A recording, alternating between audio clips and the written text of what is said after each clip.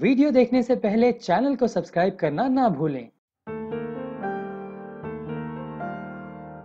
भारतीय औद्योगिक व्यापार एसोसिएशन महाराष्ट्र प्रदेश की बैठक शिल्पा शर्मा प्रदेश अध्यक्ष की अध्यक्षता में अलीबाबा होटल में संपन्न हुई, जिसमें मुख्य अतिथि रणजीत केसरी, राष्ट्रीय अध्यक्ष, अति विशिष्ट अतिथि डॉक्टर अनूप कुमार जायसवाल, प्रमुख राष्ट्रीय महासचिव, अंतर्राष्ट्रीय ज्योतिष आचार्य व विशिष्ट अतिथि विनोद गुप्ता, राष्ट्रीय उपाध्यक्ष उपस्थित रहे, जिसमें महाराष्ट्र के वरिष्ठ व्यापारियों की गत वर्ष समिति से अरुण तिवारी को प्रदेश अध्यक्ष दिल्ली, संजय माने को जिला अध्यक्ष कोल्हापुर महाराष्ट्र, अनिरुद्ध आवले को सदस्य, ज्योत्सना शिंदे सदस्य तथा राजेश श्रीवास्तव को महाराष्ट्र का मीडिया प्रभारी मनोनीत किया गया। देखिए हमारी यह खास रिपोर्ट।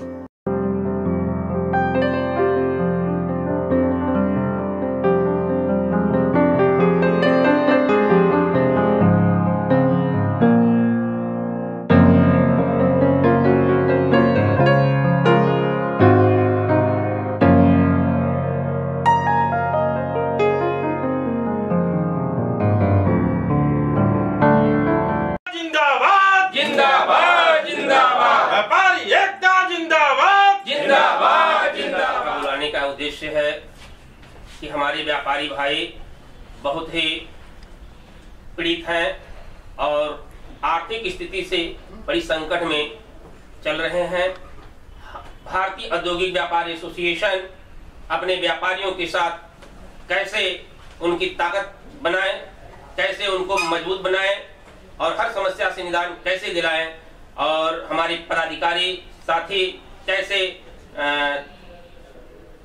अधिकारियों के साथ, चाहे शासन प्रशासन के साथ कैसे निपटें, उस पर हम लोग विशेष चर्चा की। तो नियुक्ति पत्र भी दिया गया यहाँ पे, बताएं उसके बारे में।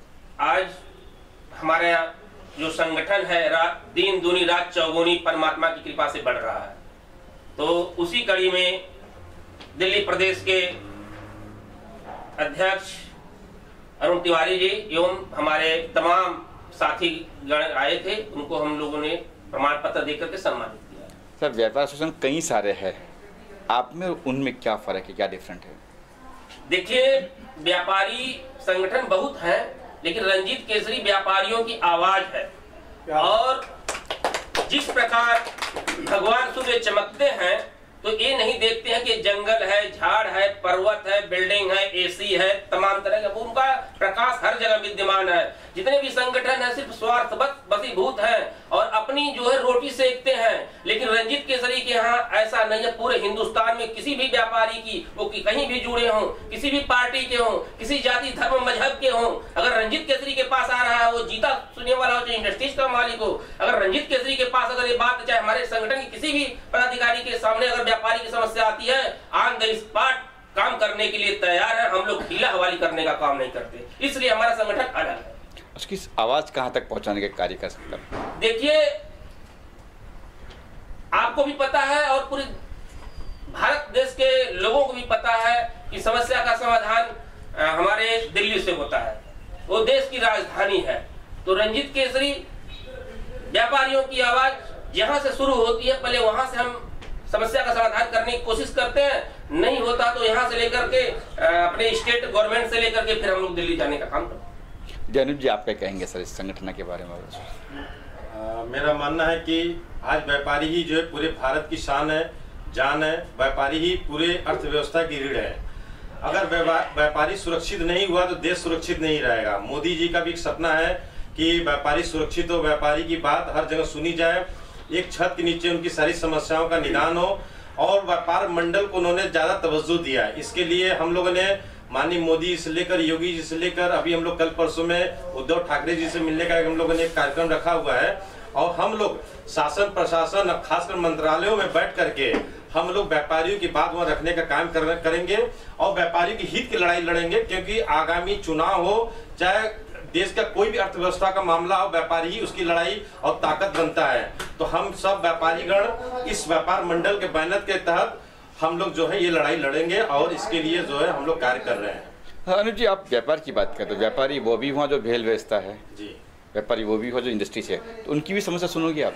हाँ, हमारे राष्ट्रीय अध्यक्ष जी ने अभी 2 मिनट पहले कहा कि हम लोग एक मोची से लेकर के एक इंडस्ट्रियल तक की बात करते हैं। हम लोगों ने तमाम यूनियन को भी ताकत दिया है कि एक यूनियन भी अगर की समस्या तो हम लोग लड़ाई लड़ेंगे, चाहे वो ऑटो रिक्शा यूनियन हो, चाहे मोची यूनियन हो, चाहे कोई छोटी छोटी एक संस्था हो, उसके संगठन को हम लोग मजबूती देते हैं और उनकी बात ऊपर हम पहुंचाने का कार्य करते हैं।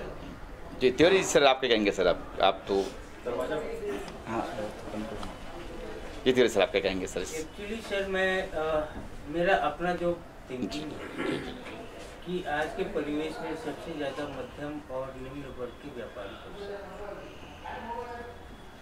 उनकी कोई सुनने वाला, जितनी भी गवर्नमेंट की पॉलिसीज बन रही है उनको बिल्कुल दरकिनार कर दो।